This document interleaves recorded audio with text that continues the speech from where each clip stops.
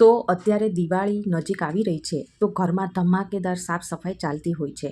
તો એટલા બધા આપણે કામ હોય છે કે એટલી બધી આપણે સાફ સફાઈ કરવાની હોય છે ને કે આ રીતના પડદા કે વગેરે તો આપણે ઘરે જાતે બેસીને ધોવાનો આપણી પાસે બિલકુલ ટાઈમ જ નથી હોતો।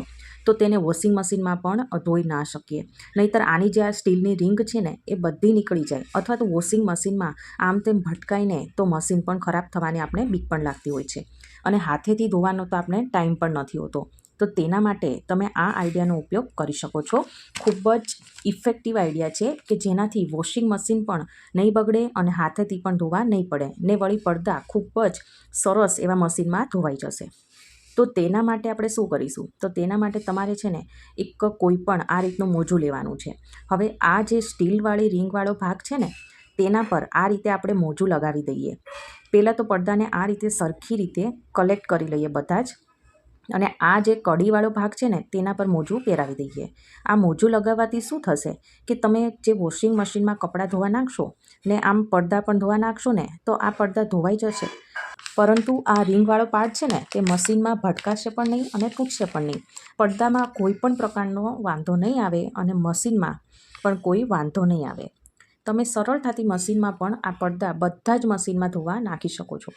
તો અહીં મેં આ એક આઈડિયા શેર કરેલો છે કે આ રીતના વોશિંગ મશીન તમે પડદાને ધોઈ શકો છો વોશિંગ મશીનમાં। અને જો પડદા વધુ ગંદા ન હોય ને તો ફક્ત ધૂળવાળા હોય તો તેને હંમેશા શેમ્પૂથી ધોવા જોઈએ, કે જેથી કરીને તેનો કલર પણ ડલ ના થઈ જાય અને એક ખુશ્બુ પણ આવી જાય પડદામાં।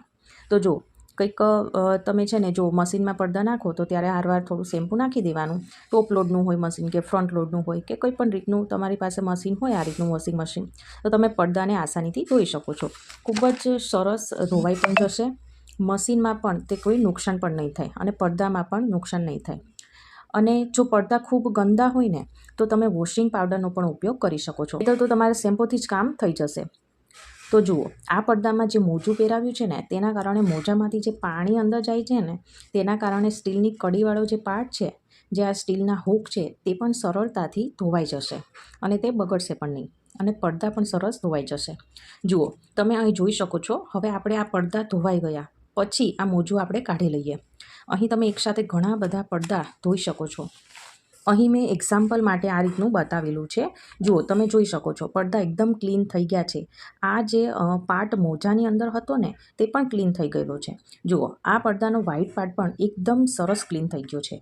જેટલો પણ મેલ હતો ને તે બધો જ આમાં નીકળી ગયો છે। તો હું ઉમ્મીદ કરું છું કે આજનો આ આઈડિયા તમને ચોક્કસથી પસંદ આવ્યો હશે।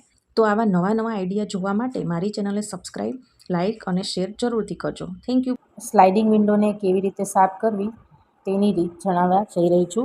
તો આ સ્લાઇડિંગ વિન્ડો છે તેમાં કચરું ભરાઈ જાય છે, તો તે આપણે કઈ રીતે સહેલાઈથી ઘરે સાફ કરી શકીએ તેની રીત લઈને આવી છું। તે ઘરમાં આવી સ્લાઇડિંગ વિન્ડો જ હોય છે। પહેલાં જ્યારે સાદી વિન્ડો હતી ત્યારે આ બધી પ્રોબ્લેમ્સ નહોતી। આવી સ્લાઇડિંગ વિન્ડો હોય ને ત્યારે ઘણા લોકો ફૂંકણીનો જ યુઝ કરતા હોય છે। તો આપણે આજે ફૂંકણી વગર જ કઈ રીતે વિન્ડો સાફ કરવી તે જોઈશું।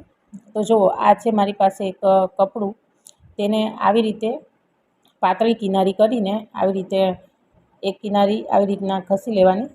આ કપડું છે તે ભીનું લેવાનું છે આપણે, જો આ રીતે। તો જો આ રીતના તમે કરશો ને તો એકદમ સહેલાઈથી તમારી વિન્ડો છે ને તે સાફ થઈ જશે। તો જોયું ને કેટલું બધું કચરું આવી ગયું અને એક લાઈન છે તે સાફ પણ થઈ ગઈ છે। તમે જોઈ શકો છો કે આ વિન્ડો છે એકદમ સહેલાઈથી જો સાફ થઈ રહી છે। ના અહીંયા મારે ફૂંકણીની જરૂર છે, ના અહીંયા કાગળની, કે ના કોઈ બ્રશની જરૂર છે। બસ આવું એક પોતું હોય આપણા ઘરમાં તેનાથી જ આપણે આ વિન્ડો સાફ કરી લઈશું। જો કેવી સરસ રીતે આ વિન્ડો સાફ થઈ રહી છે। અહીંયા આપણે કશા જ શેની પણ જરૂર નથી, તો પણ આપણી વિન્ડો છે ને તે સરસ સાફ થઈ જશે। જુઓ, તમે જોઈ શકો છો કે આપણે કોઈ જ વસ્તુ વગર વિન્ડો એકદમ સરસ રીતે સાફ કરી લીધી છે।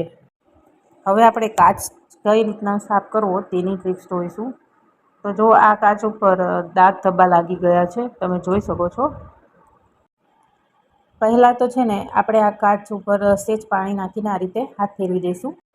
હવે આપણા ઘરમાં કોઈ ન્યૂઝપેપર હોય કે આ રીતનું પેપર હોય તેનાથી આપણે આ કાચ છે તે સાફ કરી લેવાનો છે। જો તમે જોઈ શકો છો કે એકદમ ક્લીન કાચ છે તે સાફ થઈ ગયો છે। તો આ રીતે કાચ છે ને સાફ કરવાથી તે એકદમ ક્લીન થઈ જાય છે અને તેમાં જે ડાઘ ધબ્બા હોય છે ને તે પણ સરસ જતા રહે છે.